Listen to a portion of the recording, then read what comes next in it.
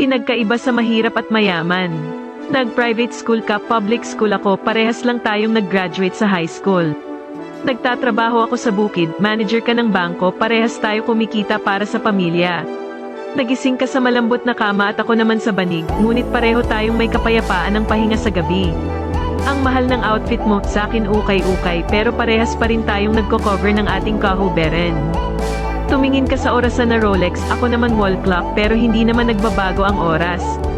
Pagkain mo pang mayaman, ako naman pang mahirap, pero parehas tayong nabusog. Sumakay ka sa sarili mong sasakyan, sumakay naman ako sa tricycle, minsan habol-habol o kaya naglalakad, pero pareho tayong nakakarating sa pupuntahan. Yung cellphone mo flat screen na iPhone, sa akin keypad pero parehas ng makapag-text at matatawagan. Ang buhay ay hindi isang kompetisyon. Ang kaligayahan ay hindi nagmumula sa lahat ng bagay. Maging masaya tayo sa kung anong meron